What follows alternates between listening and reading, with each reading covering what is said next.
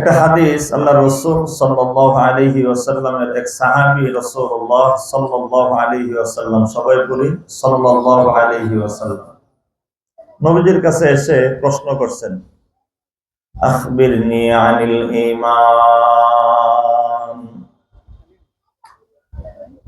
ওগো আল্লাহর রাসূল সাল্লাল্লাহু আলাইহি ওয়াসাল্লাম, আমি আপনার কাছে ঈমানের বিষয় সম্পর্কে জানতে চাই। ঈমান কি জিনিস, ঈমানের আলামত কি, ঈমানের নিশানা কি, আমি এ সম্পর্কে একটু জানতে চাই। বিশ্বনবী সাল্লাল্লাহু আলাইহি ওয়াসাল্লাম সাহাবীকে মাত্র দুইটি কথা বলেছেন। একটু আওয়াজ দিয়ে বলেন কয়টি? বিশ্বনবী সাল্লাল্লাহু আলাইহি ওয়াসাল্লাম বলেন, সাহাবী, ইযা সাররাতকা হাসানাতুকা ওয়া সাআতকা সাইয়্যাতুকা ফাআনতা মুমিন। সরকারে দো আলম নবী মুহাম্মদুর রাসূলুল্লাহ সাল্লাল্লাহু আলাইহি ওয়াসাল্লাম সাহাবীকে ডাক দিয়ে বললেন, ও সাহাবী শুনো, তোমার কোন নেক কাজ, তোমার কোন ভালো কাজ যদি তোমাকে আনন্দিত করে, তোমাকে যদি আনন্দ দেয়, আল্লাহর জমিনের ভিতরে থাকা অবস্থায় একটা ইবাদত তুমি করতে পারলা, ভালো একটা কাজ তুমি করতে পারলা, এই ভালো কাজ করার পর যদি তোমার নিজের ভিতরে খুশি ভাব লাগে, আনন্দ ভাব লাগে,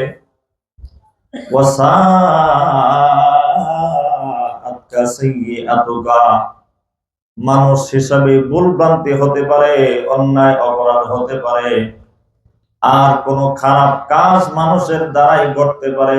বিশ্বনবী বলেন, যদি তোমার কোন খারাপ কাজ যদি তোমাকে ব্যথা দেয়, কষ্ট দেয়, আঘাত যদি লাগে, হায় আমি কেন অমুক অপরাধটি করে ফেললাম, আমি কেন অমুক গুনাহটি করে ফেললাম, এমনটি যদি মনে হয়, নেক কাজ করার পরে যদি তোমার কাছে ভালো লাগে, কোন গুনাহ হয়ে যাওয়ার পর যদি নিজের কাছে আক্ষেপ এবং অনুতাপ লাগে, বিশ্বনবী বলেন, ফাআনতা মুমিনুন, তাহলে তুমি হলে একজন ঈমানদার। সুবহানাল্লাহ। তাহলে এই হাদিসের মধ্যে রাসূলুল্লাহ সাল্লাল্লাহু আলাইহি ওয়াসাল্লাম আমাদেরকে ঈমান মাপার জন্য দুইটা বিষয় বলে দিলেন সাহাবীর মাধ্যমে। এক নাম্বার, ভালো কাজ যারা করতে পেরে আনন্দিত হয় তারা কি? ঈমানদার। একটু বলেন, তারা কি? ঈমানদার। আবার বলি, নেক কাজ করলে যদি কারো দিলের ভিতরে আনন্দ লাগে, ভালো লাগে, তাহলে সে কি? ঈমানদার। আর যদি কোনো গুনাহ হয়ে যাওয়ার পর যদি কারো কাছে খারাপ লাগে, মন্দ লাগে, তাহলেও সে ঈমানদার। তাহলেও সে কি? তাহলে আপনি আমি ঈমানদার হওয়ার জন্য নেক কাজে খুশি হওয়া লাগবে, গুনাহের কাজে বেজার হওয়া লাগবে, খারাপ লাগতে হবে, তাহলে বোঝা যাবে লোকটার ভিতরে কি আছে। একটু মেহরবানি করে বলেন সবাই, কি আছে? ঈমান আছে। আলহামদুলিল্লাহ, পৃথিবীতে ঈমানদারের মতো দামি, ঈমানের মতো মহামূল্যবান সম্পদ আল্লাহ তাআলা আসমানের নিচে, জমিনের উপরে, দুনিয়া এবং আখিরাতের ভিতরে রাখছেন কিনা আল্লাহ মালুম। তবে কোরআন এবং হাদিসের আলোকে আমরা যতটুকু জানি, সেটা হলো একজন মানুষের ইহকাল এবং পরকালীন সুখ এবং শান্তি, সফলতা এবং ব্যর্থতা সব কিছু নির্ভর করে কিসের উপরে? ঈমানের উপরে। বলেন তো কিসের উপরে? ঈমানের উপরে। যার ঈমান আছে এই লোকটা দুনিয়ার ভিতরে আলহামদুলিল্লাহ বা ইজ্জত, যার ঈমান আছে এই লোকটা কবরের ভিতরেও শান্তিতে থাকবে, যার ঈমান আছে এই লোকটা হাসরের ময়দানেও আল্লাহ তাআলার কাছে অনেক অনেক মর্যাদার অধিকারী হবে। সর্বশেষ আল্লাহ পাক রব্বুল আলামিন নিজ অনুগ্রহে ঈমানদার নারী, পুরুষ, যুবক, যুবতীদেরকে জান্নাতের মেহমান হিসেবে কবুল করবেন। সুবহানাল্লাহ। আজকে আমরা আমাদের ঈমানকে মজবুত করা যায়, ঈমানকে তাজা করা যায়। এই যে আমাদের নিভু নিভু ঈমান, ঈমানের এই দূর অবস্থা, এটার থেকে বের হওয়ার উপায় কি? এই ব্যাপারে মুখতাসার আন্দাজে কালামে পাক সম্পর্কে আমরা দু চারটি কথা বলবো। একটু মনোযোগ দিয়ে আমরা সবাই শুনবো ইনশাআল্লাহ। আল্লাহ তাআলা আমাদের সবাইকে আমলের নিয়তে কথাগুলো শোনার তৌফিক নসিব করেন। আমরা সকলেই বলি আমিন। আমরা যখন কোরআনে কারীমের তিলাওয়াত করি, এই মাহমুদা দারুল উলুম মাদ্রাসার ভিতরে আজকে যারা কোরআন হিফজ সম্পন্ন করেছে, তাদেরকে আপনারা দেখবেন আপনাদের সন্তান, আপনাদের ভাতিজা, আপনাদের ভাগিনা মাথায় সম্মাননা পাগড়ি পরিধান করানো হবে।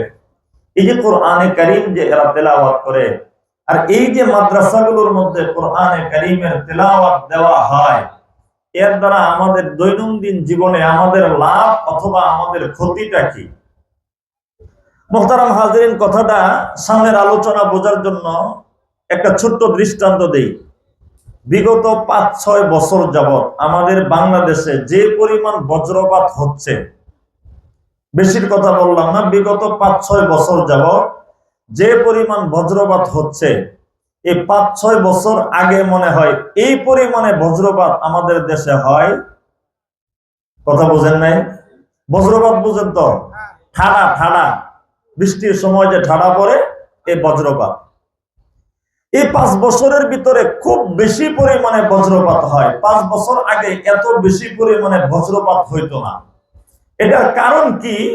মুহতারাম হাজিরিন, অনেক মুরব্বীদের কাছ থেকেই শুনেছি, সত্য মিথ্যা আল্লাহ মালুম, আপনারা ভালো জানবেন। তবে এই কথাটা একটু বোঝানোর জন্যই বলা, সত্য হইলেও হইতে পারে, মিথ্যা হইলেও হইতে পারে। মুরব্বীদের জবান থেকে শোনা, মুরব্বীদের বক্তব্য হলো, হুজুর বিগত ৫-৬ বছর আগে আমাদের বাংলাদেশের বিভিন্ন অঞ্চলগুলোর ভিতরে ম্যাগনেট নামে একটা বস্তু ছিল, যেটা বিভিন্ন অঞ্চলের মাটির নিচে পোতা ছিল। এই ম্যাগনেট গুলো বজ্রপাত যেগুলো আছে এগুলোকে নিয়ন্ত্রণ করত, অথবা ম্যাগনেটের কারণে বজ্রপাত গুলো যেথায় সেথায় যখন তখন এইভাবে বর্তমান সময়ের মতো করতে পারত না, এমনটি অনেকেই ধারণা করে থাকেন। মুহতারাম হাজিরিন, ওই ম্যাগনেট গুলো উঠিয়ে বিক্রি করে দেওয়ার কারণে আমাদের দেশের ভিতরে আপাতত কথাটাকে অল্প সময়ের জন্য যদিও আমরা মেনে নেই, এগুলো বিক্রি করে দেওয়ার কারণে আযাবের মতো বজ্রপাত আমাদের অঞ্চলে দৈনন্দিন আগের তুলনায়, আগের বছরের তুলনায় সামনের দিকে বৃদ্ধি পাচ্ছে। কথা বলেন ঠিক কিনা? একটু ছোট ম্যাগনেট, এই ম্যাগনেটের মাধ্যমে যদি বজ্রপাত নিয়ন্ত্রণ হয়, এটা যদি বজ্রপাত এটা যদি না আসতে দেয়, মুহতারাম হাজিরিন, আপনার আমার প্রত্যেকের গ্রামের ভিতরে মাহমুদা দারুল উলুম মাদ্রাসার মতো একটা মাদ্রাসা আছে। আপনাদের গ্রামের ভিতরে এমন দ্বীনি বিদ্যালয় আছে যেখানে ২৪ ঘন্টার তালিম হলো তালেবে ইলমদেরকে কোরআনে কারীমের শিক্ষা দেওয়া। এই কোরআনে কারীম যেখানে নির্লজ্জ ভাবে, নির্ভেজাল ভাবে যেখানে শিক্ষা দেওয়া হয়, এই মাদ্রাসাগুলোর নামই হলো একমাত্র কওমি মাদ্রাসা। এই সমস্ত কওমি মাদ্রাসাগুলো আমাদেরকে কি দেয়? আমাদের সমাজকে কি দেয়? আমাদের গ্রামকে কি দেয়? মুহতারাম, আসলে তো আমাদের বাহ্যিকভাবে দেখার মতো তেমন কিছু দেয় না। তবে একটা জিনিস অবশ্যই দেয়, যেটা হয়তো বা আমরা অনেকেই বুঝিও না, আমরা অনেকেও টেরও পাই না। ওই জিনিসটা হলো এই কোরআনে কারীমের শিক্ষা। গ্রামে গ্রামে মাদ্রাসা হওয়ার কারণে, প্রতিটা মাদ্রাসায় হওয়ার কারণে আসমান থেকে আমাদের পাপের কারণে, গুনাহের কারণে যে পরিমাণ শাস্তি আসার কথা ছিল, এই পরিমাণ শাস্তি আসে না, বরং এই মাদ্রাসাগুলোর কারণে আল্লাহ পাক রব্বুল আলামিন আপনাকে, আমাকে, আপনার আমার এলাকাকে হিফাজত করে দেন। বিগত ৬ বছর আগে বাংলাদেশের ভিতরে, বাংলাদেশের প্রতিটি অঞ্চলের মানুষ যখন আমরা সকলেই আরামের ঘরে এবং বিভোর ঘুমের ভিতরে যখন নিমজ্জিত ছিলাম, শেষ রজনীর দিকে যখন মোটামুটি ভালো একটা মাত্রার ভূমিকম্প হয়েছিল, আপনাদের মনে আসেনি? ভুলে গেছেন? ফজরের সময় ওই দিন আলহামদুলিল্লাহ মসজিদগুলোর ভিতরে মুরব্বী বাবাদেরকেও যেমন পাওয়া গেছে, আমার কলিজার টুকরা যুবক ভাইয়েরা আর ঘরে থাকতে পারে নাই। ওই যে বজ্রপাত, অথবা বজ্রপাত নয়, ওই দিন যে ভূমিকম্প হয়েছিল, এই ভূমিকম্প থেকে বাঁচার জন্য ঢাকা শহরের মানুষ সহ প্রত্যন্ত অঞ্চলের মানুষগুলো পর্যন্ত রাস্তায় নেমে এসেছিল। ফজরের পূর্ব মুহূর্ত ছিল মুহতারাম হাজিরিন। ওই সময় তো আমরা সকলেই ঘুমের ভিতরে ছিলাম। ওই সময় মাত্রার একটু মাত্র ভূমিকম্পের কারণে আমাদের অঞ্চলের ভিতরে, আমাদের দেশের ভিতরে মারাত্মক একটা ক্ষতি আমাদের সব জায়গায় হয়ে যাওয়ার একটা সম্ভাবনা ছিল। কিন্তু মুহতারাম, যতটুকু পরিমাণের ভূমিকম্প হয়েছিল ততটুকু পরিমাণে ক্ষতি হয় নাই। এটার কারণ আপনারা ভিন্নভাবে ব্যাখ্যা করতে পারেন, তবে উলামায়ে কেরাম যে কারণটি ব্যাখ্যা করেন ওই কারণটি হলো শেষ রজনীতে এই সমস্ত ছোট ছোট মাদ্রাসা, বড় বড় মাদ্রাসার আসাতিজা কেরাম, তালিবে ইলম যারা আছে, তারা শেষ রজনীতে তাহাজ্জুদ নামাজের সময় ঘুম থেকে ওঠে আল্লাহ পাক রব্বুল আলামিনের কাছে চোখের পানি ছেড়ে দিয়ে দিয়ে আপনার জন্য, আমার জন্য, এলাকার মানুষগুলোর জন্য ছেড়ে ছেড়ে দোয়া করে আর রবের কাছে ফরিয়াদ জানায়, মাওলা এই এলাকার প্রতিটি মানুষকে তুমি শান্তিতে রাখো, নিরাপদে রাখো, দ্বীন ও ঈমানের দৌলত তুমি সবাইকে নসিব করে দাও। এই সমস্ত তালিবে ইলমদের দোয়া। এবং ওই সময়টা ছিল বাংলাদেশের প্রতিটি তাহফিজুল কোরআন মাদ্রাসা, যে মাদ্রাসাগুলোর মধ্যে হিফজ সবক পড়ানো হয়, হাফেজে কোরআন বানানো হয়, ওই মাদ্রাসাগুলোর ভিতরে ওই সময়টা ছিল কোরআনে কারীমের তিলাওয়াতের সময়। উলামায়ে কেরাম বলেন, রব্বে কায়নাত ওই কোরআনে কারীমের তেলাওয়াতের বরকতে বিশাল বড় আযাব আর গজব থেকে আমাদেরকে হেফাজত করেছেন। সুবহানাল্লাহ। এইজন্য মুহতারাম, এই মাদ্রাসাগুলো এলাকায় থাকা লাভ না আমাদের ক্ষতি? একটু বলেন তো দেখি, একটু সবাই বলি। এই মাদ্রাসাগুলো, কওমি মাদ্রাসাগুলো, যেখানে দিন রাত 24 ঘন্টায় কোরআন নিয়ে গবেষণা করা হয়, কোরআন হিফজ করানো হয়, কোরআনের উপরে আমল করানো হয়, আলহামদুলিল্লাহ, এই মাদ্রাসাগুলো থাকলে আমাদের লাভ না ক্ষতি? এক নাম্বার লাভ হলো মুহতারাম, আসমানি জমিনি হাওয়াই সব ধরনের আযাব এবং গজব থেকে রব্বে কায়নাত আমাদেরকে হেফাজত করেন। মুহতারাম, কিন্তু এই কোরআনে কারীমের প্রতি আমাদের যে কিছু হক আছে, আমাদের প্রতি কোরআনের যে কিছু হক আছে, এই হকগুলো সম্পর্কে আমরা দিন দিন গাফেল হয়ে যাচ্ছি। আর গাফেল হওয়ার কারণে আল্লাহ তাআলা আমাদের ভিতর থেকে নিরাপদ এবং শান্তি সব দূর করে দিয়ে প্রতিটি মানুষ আমরা কেমন জানি এক অশান্তির জগতের ভিতরে বসবাস করছি। কথা বলেন ঠিক কিনা?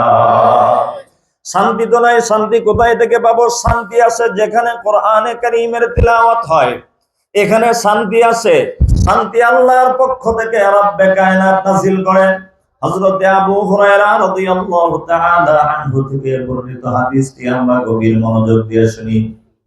عن أبي هريرة رضي الله تعالى عنه قال قال رسول الله صلى الله عليه وسلم من نفس عن مؤمن كربة من كرب الدنيا نفس الله عنه كربة من كرب يوم القيامة। বিশ্বনবী সরকার দু আলম সাল্লাল্লাহু আলাইহি ওয়াসাল্লাম বলেন, যে ব্যক্তি দুনিয়া থেকে একজন মুমিন মুসলমান বান্দা বান্দি থেকে ছোট্ট একটা বিপদ, ছোট্ট একটা দুঃখ কষ্ট দূর করে দেয়, নাফাসাল্লাহু আনহু কুরবাতাম মিন কুরাবি ইয়াউমিল কিয়ামাহ, বিনিময়ে আল্লাহ রাব্বুল আলামিন ওই মুসলমানের কিয়ামতের দিনের সবচেয়ে বড় বিপদটা আল্লাহ তাআলা নিজে দূর করে দিবে। তাহলে দুনিয়ার ভিতরে আমরা যারা আছি, আমরা সবাই ইন্নামাল মুমিনুনা ইখওয়া, আল মুসলিমু আখুল মুসলিম, আমরা সবাই ভাই ভাই। আমরা প্রত্যেকেই প্রত্যেকের ছোট থেকে ছোট হোক, বড় থেকে বড়, বিপদ আপদে একজনের পাশে দাঁড়াবো কি দাঁড়াবো না? ইনশাআল্লাহ। একটু বলেন, আমরা দাঁড়াবো কি দাঁড়াবো না? আমি যদি দাঁড়াই আমার পাশের ভাইয়ের ছোট্ট একটা বিপদ দূর করার জন্য, তাহলে আল্লাহ তাআলা কিয়ামতের দিন আপনার আমার সবচেয়ে বড় যে বিপদটা হবে, ওই বিপদ থেকে আল্লাহ তাআলা আপনাকে আমাকে উদ্ধার করে দিবেন, বিপদ আল্লাহ তাআলা দূর করে দিবেন। সুবহানাল্লাহ। এরপরে রাসূলুল্লাহ সাল্লাল্লাহু আলাইহি ওয়াসাল্লাম বলেন, ওয়া মান ইয়াসসারা আলা মুসিরিন ইয়াসসারাল্লাহু আলাইহি ফিদ দুনিয়া ওয়াল আখিরাহ। বিশ্বনবী বলেন, একজন মুমিন মুসলমান যদি একজন ঋণগ্রস্ত, একজন অসহায় মানুষকে যদি টাকা দেয়, ঋণ দেয়, আর ঋণ দেওয়ার পর যদি তার সাথে সহজ আচরণ করে, ঋণ পরিশোধ করার জন্য যদি সুযোগ দেয়, সময় দেয়, এমন সহজ আচরণ যদি কোনো মানুষ কোন গরিব অসহায় মানুষের সাথে যদি করে, বিনিময়ে রব্বুল আলামিন কিয়ামতের ময়দানে ওই মানুষের সাথে আল্লাহ নিজে সহজ আচরণ করবে। ওমান সাতারা মুসলিমান সাতারাহুল্লাহু ফিদ দুনিয়া ওয়াল আখিরাহ। বিশ্বনবী সাল্লাল্লাহু আলাইহি ওয়াসাল্লাম জানিয়ে দিয়েছেন, ও মুমিন মুসলমান, দুনিয়ার ভিতরে একজন মানুষ চলতে গেলে চলার পথে আমার ভুল হইতে পারে, আমার অপরাধ হইতে পারে, আমার দোষ ত্রুটি থাকতে পারে। মানুষ হিসাবে এটা আমাদের থাকাটা স্বাভাবিক না অস্বাভাবিক বলেন তো দেখি? মানুষ হিসাবে প্রত্যেকটা নারী পুরুষেরই কোন দোষ ত্রুটি থাকাটাই বিশ্বনবী জানিয়ে দিলেন। যদি কোন মুসলমানের ছোট্ট থেকে ছোট্ট কোন একটা দোষ, ছোট্ট থেকে ছোট্ট কোন একটা গোপন বিষয় যদি কেউ গোপন করে, কারো কাছে যদি অন্যের দোষের ব্যাপারে সমালোচনা যদি না করে, আরেকজনের কাছে যদি কারো দোষ প্রকাশ যদি না করে, যে ব্যক্তি কোন মুসলমানের দোষকে ডেকে রাখলো, গোপন করলো, ওই ব্যক্তির যে সমস্ত দোষগুলো আছে কিয়ামতের দিন আল্লাহ নিজে ওই ব্যক্তির দোষগুলো ডেকে দিবে। এর পরবর্তী হাদিসের অংশটুকু আমরা শুনি। বিশ্বনবী সাল্লাল্লাহু আলাইহি ওয়াসাল্লাম বলেন, ওয়াল্লাহু ফি আউনিল আবদি মা কানাল আবদু ফি আউনি আখি। একজন মুসলমান যখন আরেকজন মুসলমান ভাইয়ের সাহায্য সহযোগিতার মন মানসিকতা দিয়ে তার পাশে যতক্ষণ পর্যন্ত থাকে, একজন মুসলমানকে সাহায্য করার নিয়তে আরেকজন মুসলমান যতক্ষণ পর্যন্ত একজন মুসলমানের সঙ্গে কল্যাণ কামনা করে, বিশ্বনবী বলেন, ওয়াল্লাহু ফি আউনিল আবদি, বান্দা যতক্ষণ আরেক বান্দার সাহায্যের নিয়ত করে রেখেছে ততক্ষণ পর্যন্ত আল্লাহর সাহায্য ডাইরেক্ট ওই বান্দার সাথে আছে। তাহলে আমরা দুনিয়াতে একে অপরের কি করব ইনশাআল্লাহ বলেন তো? একটু সবাই বলে কি করব ইনশাআল্লাহ। কিন্তু আমাদের সমাজের চিত্র দোস্ত পরিবর্তন হয়ে গেছে, রং পরিবর্তন হয়ে গেছে। আমি মুসলমানিত্বের যে গুণগুলো আমার ভিতরে থাকার কথা নাই দোস্ত, সবগুলো প্রায় বিলুপ্তির পথে। আমি তো শুধুমাত্র নাম গাওয়াস্তে মুসলমান আছি, কাজে কতটুকু আছি আল্লাহ মালুম।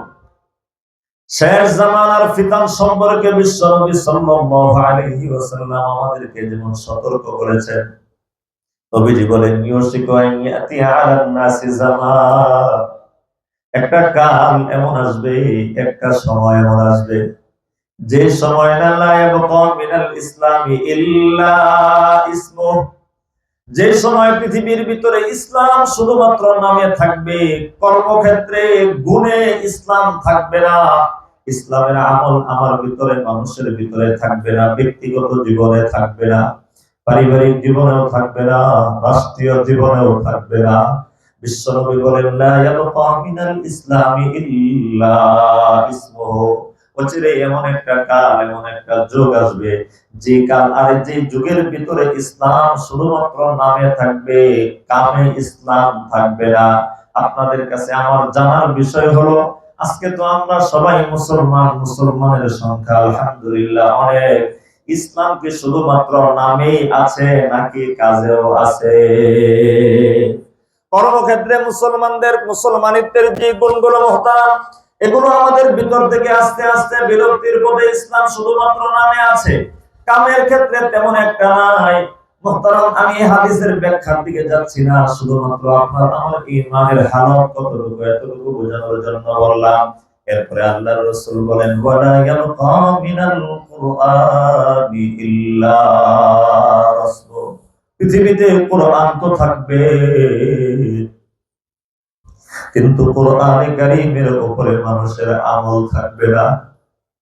কোরআন থাকবে, কোরআনে কারীমের অক্ষরগুলো থাকবে, কিন্তু কোরআন কি বলেছে, একজন মুসলমান হিসাবে আমার ব্যক্তিগত জীবনে কোরআন কি নির্দেশ দেয়, কোরআন আমাকে কি হুকুম করে, এটাও আমার ভিতরে আমলে থাকবে না, মানুষের ভিতরে আমলে থাকবে না।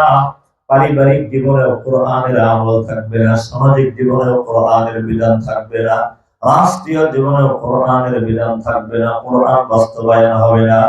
বিশ্বনবী বলেন, লা ইয়াবকা মিনাল কুরআনি ইল্লা রাসমুহু, ওই যুগ আসবে যে যুগের ভিতরে শুধুমাত্র কোরআন থাকবে, কোরআনের বিধান থাকবে না। আজকে আমরা কতজন মানুষ, শতকরা কতজন মুসলমান ইসলামের সুশীতল ছায়াতলে এসে পূর্ণাঙ্গ ভাবে ইসলামকে ধারণ করতে সক্ষম হয়েছি? আমার 3.5 হাত বডির ভিতরে ইসলামের রঙে রঙিন করতে পেরেছি। আমার পারিবারিক জীবনে আমি ইসলামকে কতটুকু বাস্তবায়ন করতে পেরেছি, কোরআনের অনুশাসন কতটুকু করতে পেরেছি আমি জানি না। অথচ আল্লাহ তাআলা জানিয়ে দিয়েছে এই পৃথিবীতে আল্লাহর রঙের চেয়ে, আল্লাহ পাক রব্বুল আলামিনের পছন্দ করা দিনের চেয়ে উত্তম রং আর কিছুই হতে পারে না। এই জন্য রব্বুল আলামিন জানিয়ে দিয়েছেন সিবগাতাল্লাহ ওয়া মান আহসানু মিনাল্লাহি সিবগা ওয়া নাহনু লাহু আবিদুন। তোমরা সবাই আল্লাহর রঙে রঙিন হয়ে যাও। নিজের ব্যক্তিগত জীবনে আল্লাহর রঙে রঙিন কিভাবে হবো? আল্লাহর দ্বীনের রঙে, ইসলামের রঙে, কোরআনের রঙে নিজের 3.5 হাত বডিকে, দেহকে সাজানো। আমার ব্যক্তিগত জীবনে ইসলামের সৌন্দর্যগুলো ফুটিয়ে তোলা। আমার ব্যক্তিগত জীবন, পারিবারিক জীবন, সামাজিক জীবন, রাষ্ট্রীয় জীবনের প্রতিটি ক্ষেত্রে ইসলাম তথা আল্লাহর দ্বীনের বিধান সমুন্নত করার দায়িত্ব আমার আপনার আছে না? এই জন্য আল্লাহ রাব্বুল আলামিন আমাদেরকে ডাক দিয়ে বলেছেন, ইয়া আইয়ুহাল্লাযীনা আমানু উদখুলু ফিস সিলমি কাফা। ও ঈমানদার বান্দা বান্দিরা শোনো, উদখুলু ফিস সিলমি কাফা, নামে নয়, আংশিক ভাবে নয়, বরং পরিপূর্ণ ভাবে তোমরা ইসলামের ভিতরে প্রবেশ করো। আল্লাহু আকবার বলেন, আল্লাহু আকবার। রব আদেশ করলেন আমার 3.5 হাত বডির ভিতরে ইসলামের রঙে রঙিন করার জন্য। আল্লাহর রঙের চেয়ে, আল্লাহ তাআলার পছন্দ করা দ্বীনের বিধানের চেয়ে শান্তি এবং নিরাপত্তা এবং সৌন্দর্য পৃথিবীতে মুসলিম নরনারীর জন্য দ্বিতীয় কোনো জিনিস থাকতে পারে না। একটু বলেন, থাকতে পারে না। এই জন্য মুহতারাম দোস্ত বুজুর্গ, আরেকদিকে চলে যাচ্ছে, ওই দিকে না যাই। বিশ্বনবী জানিয়ে দিলেন, লা ইয়াবকা মিনাল কুরআনি ইল্লা রাসমুহু মাসাজিদুহুম আমিরা ওয়া হিয়া খারাবুম মিনাল হুদা।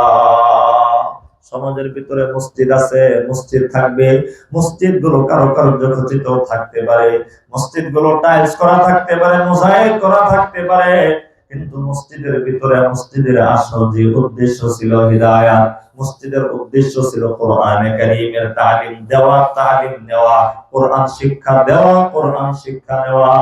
আজকে প্রতিটি মসজিদ এই দ্বীনের এই হিদায়াত থেকে প্রায় শূন্যের পথে, কথা বলে ঠিক কিনা? মসজিদগুলো নীরবে কাঁদে রবের দরবারে, হাজার হাজার নয়, প্রতিটি অঞ্চলে, প্রতিটি মসজিদের মহল্লার ভিতরে আমরা শত শত মানুষ, শত শত যুবক ভাই, আমরা শত শত মুসলমান পুরুষ আমরা সমাজের ভিতরে থাকি। কিন্তু দুঃখ আর পরিতাপের সাথে বলতে হয়, অনেক মসজিদ আমাদের এলাকার ভিতরে এমন আছে, মাগরিবের নামাজের সময় হয়ে গেছে, মুয়াজ্জিন সাহেব মাগরিবের নামাজের ভিতরে আযান দিয়েছে, আযান দেওয়ার পরে ইমাম সাহেব মুয়াজ্জিন নিজেই, অথবা ইমাম সাহেব নিজেই মুয়াজ্জিন আযান দিয়েছে, আযান দেওয়ার পরে দীর্ঘ সময় মসজিদের দরজার ভিতরে ডান দিকে একবার তাকায়, বাম দিকে একবার তাকায়। মসজিদের সামনে দিয়ে রাস্তা গেছে, এই মসজিদের সামনে দিয়ে মুসলমান এই দিক থেকে ওই দিকে হেঁটে যায়, ওই দিক থেকে এই দিকে হেঁটে যায়, কিন্তু কোন মুসলমান আল্লাহর ঘর মসজিদে আসার মতো তৌফিক হয় না। এমন মুসলমান আমাদের ভিতরে আছে না? মাসাজিদুহুম আমিরা ওয়া হিয়া খারাবুম মিনাল হুদা।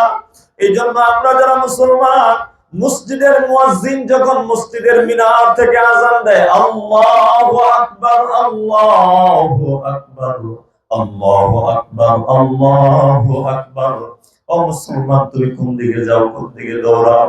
আল্লাহ সবচেয়ে বড়, আল্লাহর ক্ষমতা সবচেয়ে বেশি। আল্লাহর ক্ষমতার দিকে আসো, আল্লাহর শক্তির দিকে আসো, আল্লাহর হুকুম মানার দিকে আসো। এইভাবে মুয়াজ্জিন আস্তে আস্তে আজান দিতে থেকে ডাকতে থাকে, হাইয়া আলাস সালাহ, হাইয়া আলাস সালাহ। আমরা বলি আমাদের জীবনের সফলতা আসে না। আমাদের জীবনের সফলতা কোথায় থেকে আসবে?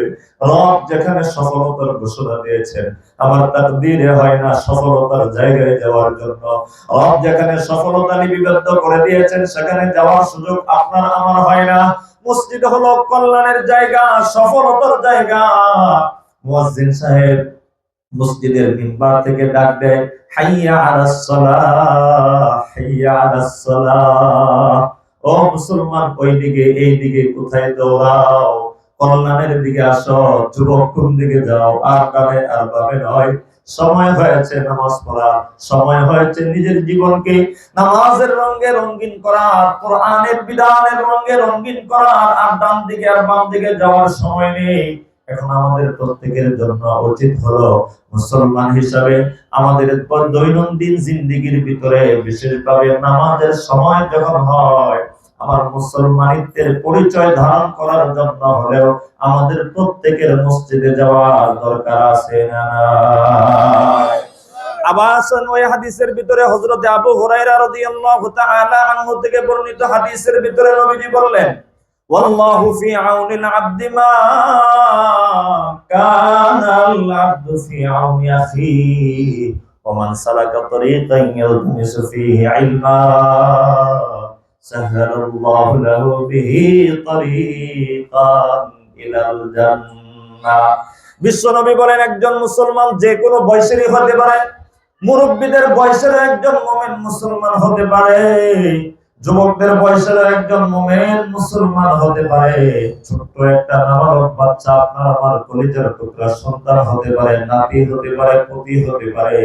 কিন্তু একজন মুসলমান নিজের ঘর থেকে দ্বীন শিক্ষা করার জন্য, কোরআন শিক্ষা করার জন্য যখন সবেমাত্র ঘর থেকে বের হয়ে যায়, এখনো পর্যন্ত মাদ্রাসায় গিয়ে পড়ে নাই, আলিফও পড়ে নাই, বাও পড়ে নাই, সবেমাত্র ঘর থেকে বের হওয়ার ইচ্ছা পোষণ করেছে, বিশ্বনবী বলেন যে কোনো বয়সের একজন নারী পুরুষ কোরআন শিক্ষা করার জন্য, দ্বীন শিক্ষা করার জন্য নিজের ঘর থেকে যখন বের হয়ে গেল, এই যে পথ চলাটা তার শুরু হয়ে গেল, এই ব্যক্তি আর দুনিয়ার পথের উপরে চলে না, বরং রব্বুল আলামিন এই ব্যক্তিকে এই দুনিয়ার এই শক্ত পথ, এই কঠিন পথের বিনিময়ে জান্নাতের পথকে ওই মুসলমানের জন্য আল্লাহ নিজে সহজ করে দেয়।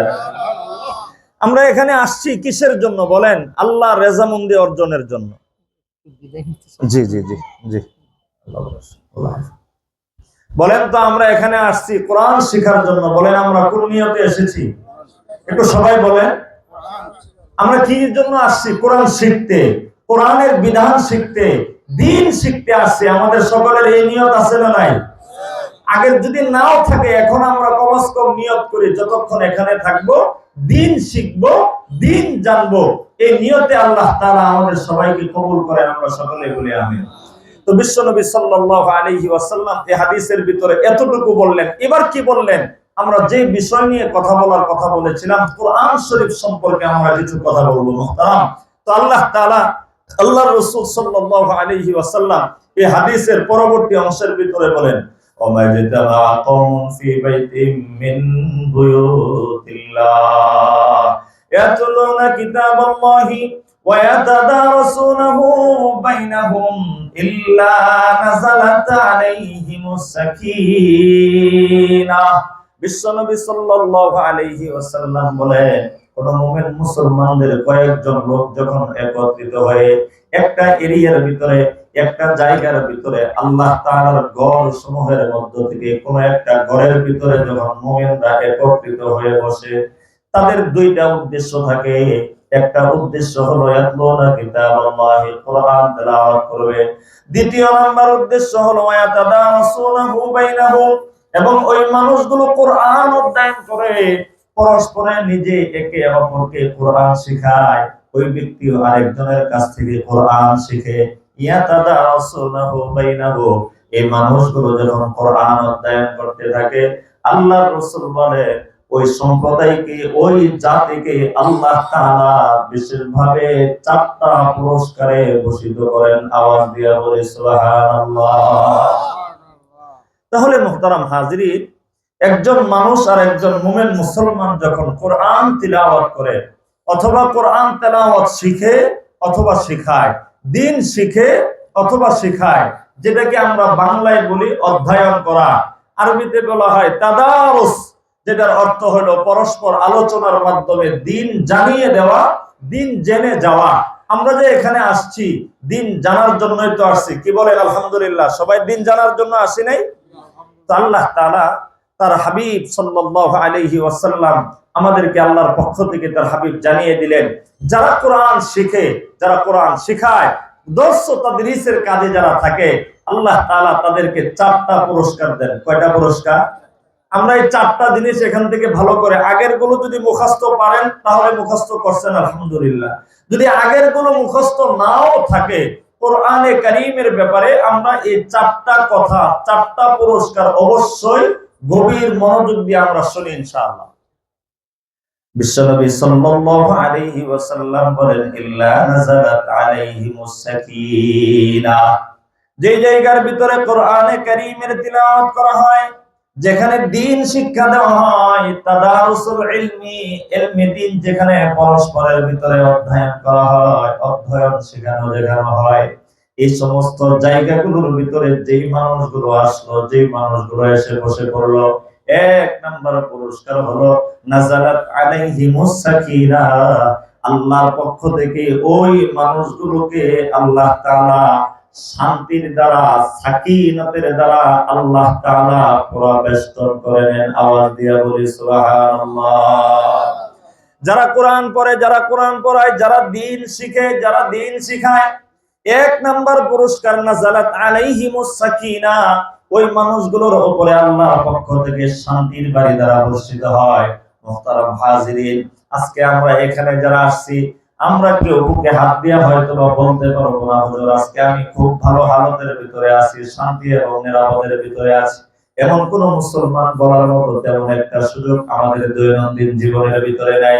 পর্দার আড়ালে যে মা বোনেরা আসছেন, আপনারাও শান্তিতে আছেন, নিরাপদে আছেন, এই কথা আপনারাও বলতে পারবেন না। একদিক থেকে যদি সুখ শান্তির আসবাব পাওয়া যায়, অপর দিক থেকে সুখ পাওয়া যায় না। কোন মা যদি ভালো স্বামী পায়, ভালো সন্তান থাকে না, ভালো সন্তান পাইলে ভালো স্বামী পাওয়া যায় না। কোন না কোন দিক থেকে মানুষের জীবনে কিছু ঘাটতি, কিছু অশান্তি থাকাটাই স্বাভাবিক।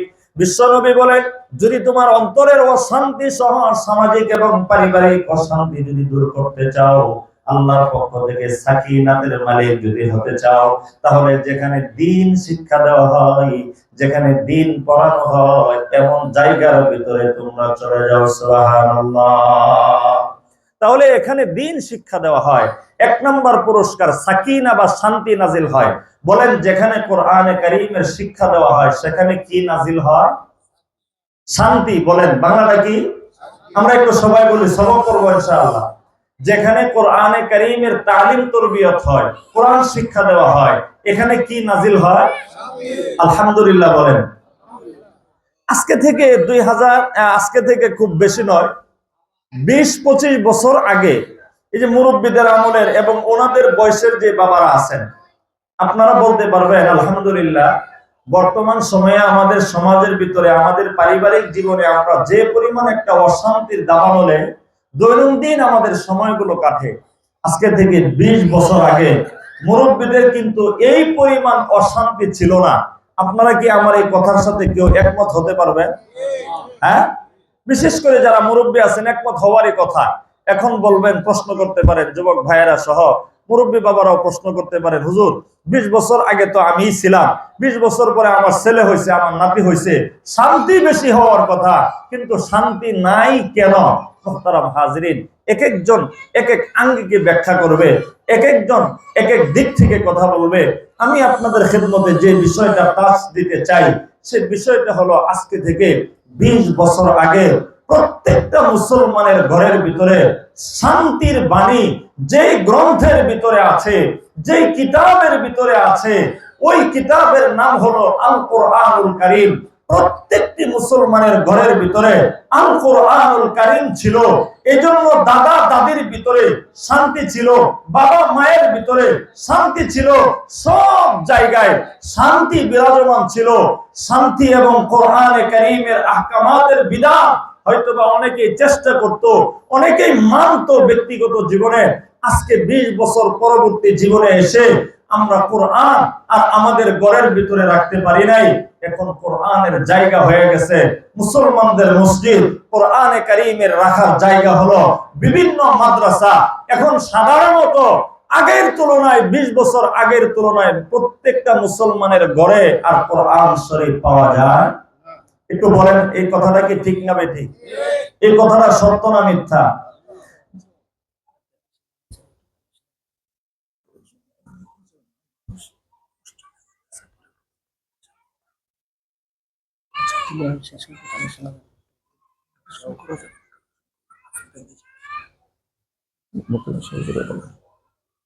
মুহতারাম হাজরিন, আমি আমার কথা প্রায় শেষ দিকে চলে আসছি। যে কথাটা আপনাদেরকে বোঝানোর জন্য বলতেছিলাম, কোরআনে কারীমের তেলাওয়াত যেখানে হয়, যেখানে কোরআন শিক্ষা দেওয়া হয়, সেখানে আসমান থেকে কি নাজিল হয়?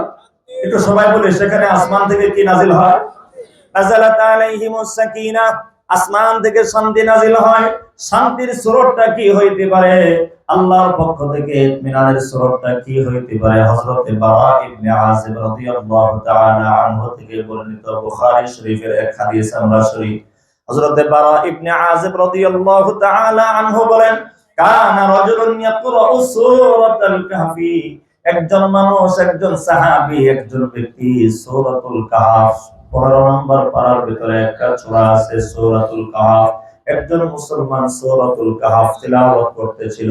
ওয়া ইলা জানিবিহি হিসানুন মারবুতুন বিশাতানাইন, যে মুসলমান কোরআন শরীফ তেলাওয়াত করতেছিল পাশেই তার ঘোড়াটি বাঁধা ছিল।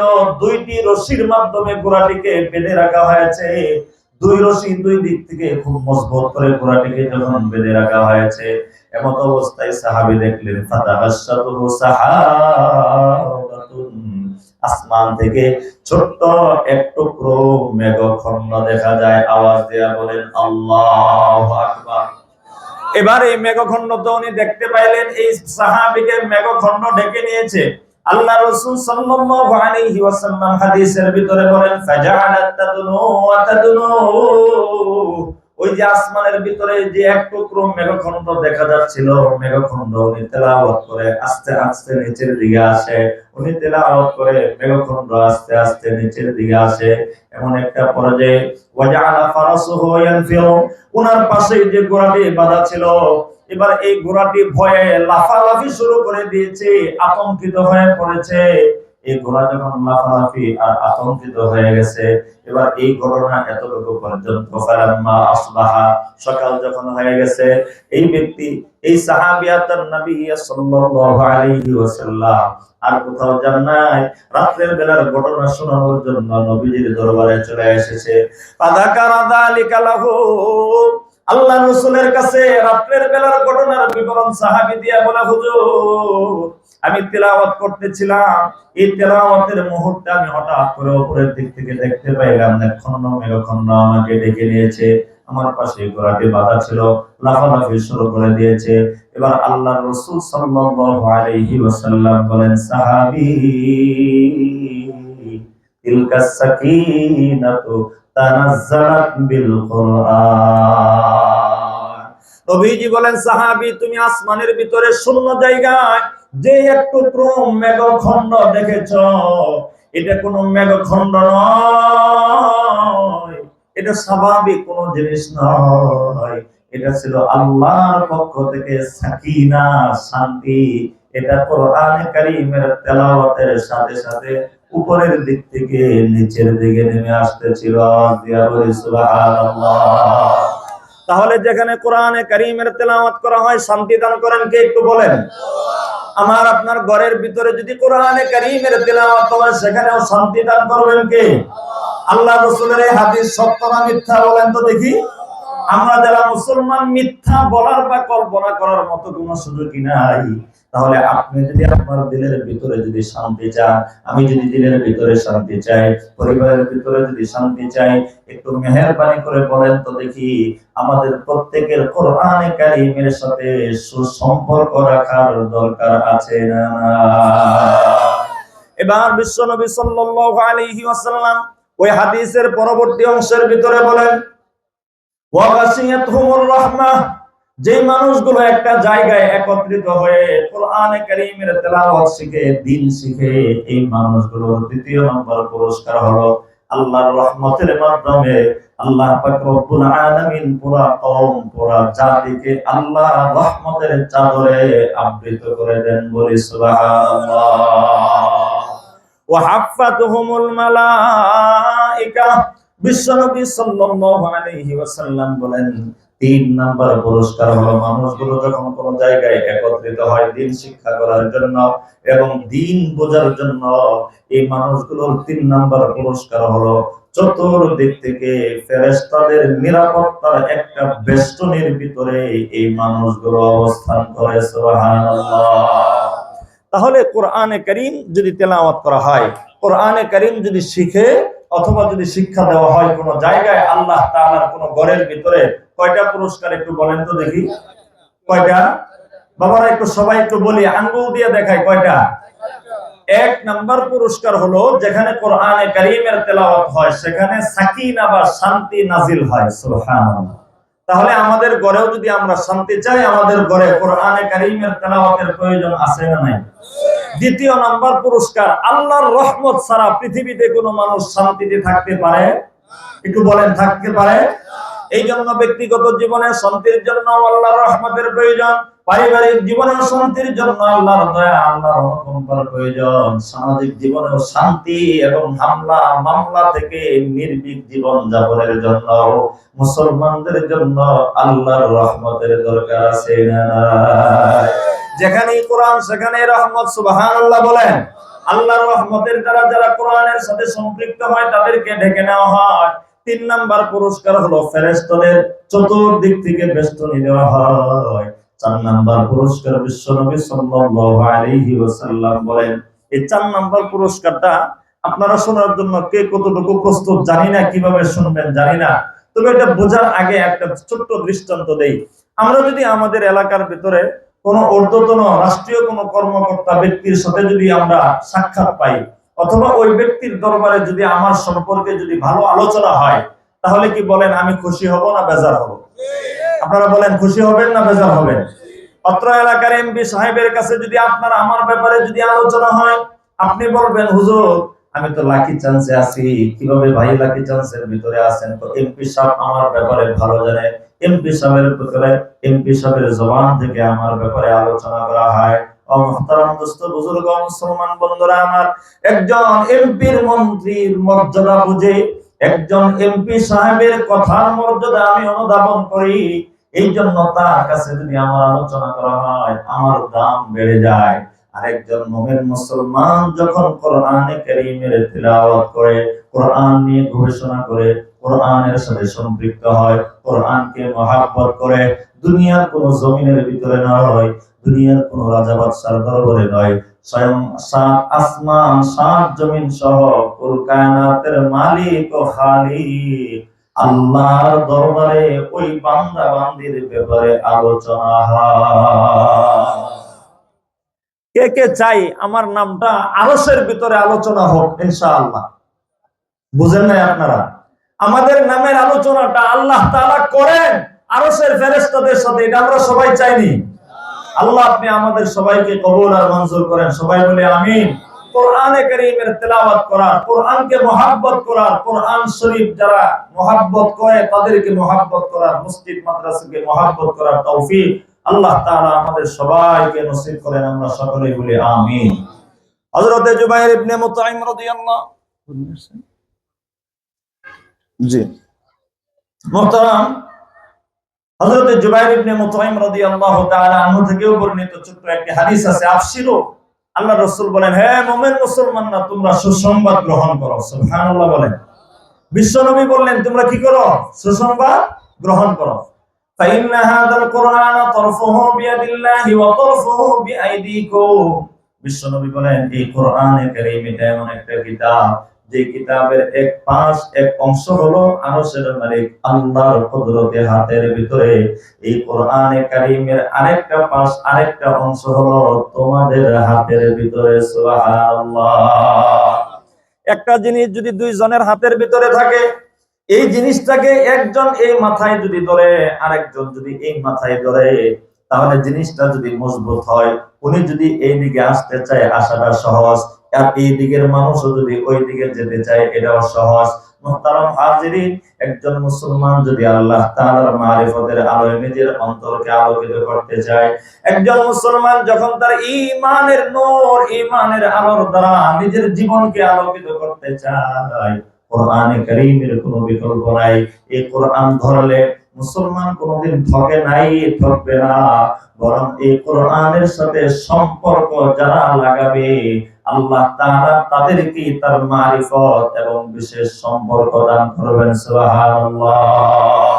সুতরাং যে কোরআন পড়লে, যে কোরআন ধরলে, যে কোরআনকে মহব্বত করলে আল্লাহর ভালোবাসা পাওয়া যায়, আল্লাহ পাক রব্বুল আলামিনের সাথে সম্পর্ক গাঢ় হয়, এই কোরআনকে মজবুতির সাথে আমাদের ধরার দরকার আছে না নাই? একটু বলেন, সবাই বলেন আমাদের ধরার দরকার আছে না নাই? এইজন্য নবীজি বলেছেন ফাতামাসসাকু, তোমরা এই কোরআনকে ধরো, যারা এই কোরআনকে ধরবে লান তাহলিকু, ওই জাতি, ওই ব্যক্তি, ওই পুরুষ, ওই নারী, ওই যুবক, ওই যুবতী কোনদিন ধ্বংস হবে না, ধ্বংস হবে না। ওয়ালান তাদিল্লু বা'দাহু আবাদা, এবং যে ব্যক্তি কোরআনের সাথে ছোঁয়া লাগাবে, সম্পর্ক রাখবে, মহব্বত করবে, ওই মানুষ তোমরা কোনদিন পথভ্রষ্ট হবে না। সুবহানাল্লাহ। এইজন্য আমাদের ঈমান আমলের হেফাজতের জন্য বলেন কোরআনে কারীমের সাথে সুসম্পর্ক রাখার দরকার আছে না নাই? আল্লাহ আমাদের সবাইকে কোরআনে কারীমের সাথে সুসম্পর্ক করে কবরে যাওয়ার তৌফিক দান করেন। আমরা সকলে বলি আমিন। আমরা কে কে কোরআন